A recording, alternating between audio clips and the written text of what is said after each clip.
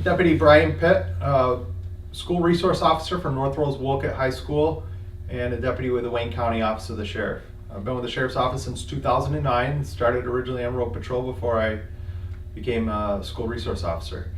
And the afternoon of February 28th, about 4:15, the 911 received a phone call of a possible shooting at our middle school. So a gentleman that was working in one of our local factories heard all available local units to Leavenworth. And Leavenworth is the name of our middle school, but what he didn't realize was that it was actually involving an incident, a robbery that occurred out of our county, in which a helicopter was involved, other police units and K-9 units, but this was in a neighboring county, not in Wayne County.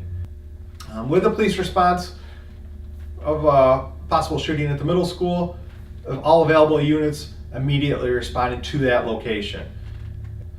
This time there was no actual threat taking place in the school, so these students were not even aware of the upcoming police response or that there was anything going on at that point.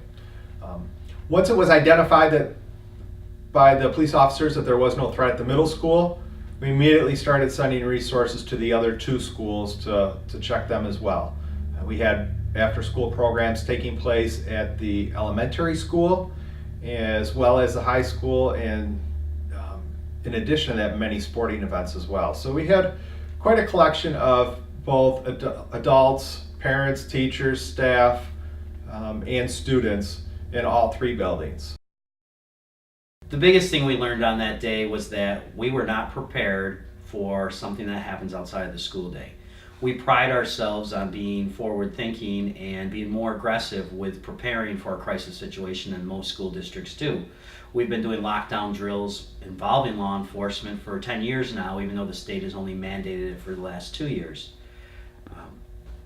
We do all kinds of audibles during the day. We deliberately do drills when we know maybe students are going to be at lunch or we have buses pulling in. So we test our staff all the time on how do you respond to something out of the ordinary. Never once did we consider what happens outside of the school day. What made it so difficult was that we didn't have administrators in one of our buildings. The day was done. We just had after-school programs going on there.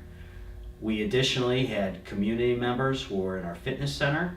So when we evacuated buildings and put people on buses, we had a combination of staff, students, community members, and of course everybody wanted to go. We just hadn't put anything in place to deal with any of that stuff at all. It was difficult to communicate with all the people that we had planned on originally. People that were designated in our plan weren't available at the time, and really everything was inaudible. We had to just go with our best thought at the time. We definitely learned that we needed to go back and totally look at a whole new aspect of what happens when things don't occur only between 8 and 3. What happens in those after school times? What happens in an evening activity? If it's a sporting event? Those are the things that we're going back and looking at to implement some changes in our protocols. Response from the parents and the community as a whole that day was extremely cooperative, actually. Only at one building did we really have a huge influx of parents immediately. That was at the middle school where the rumor first came in that the shooting had occurred, and it's located right in the village, so it was easy access.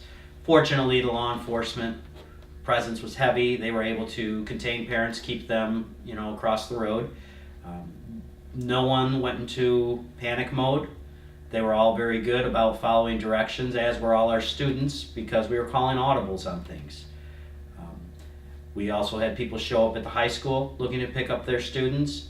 Again, everyone was very cooperative. They realized that it really was a crisis situation, and we actually received a better response from them than what we anticipated.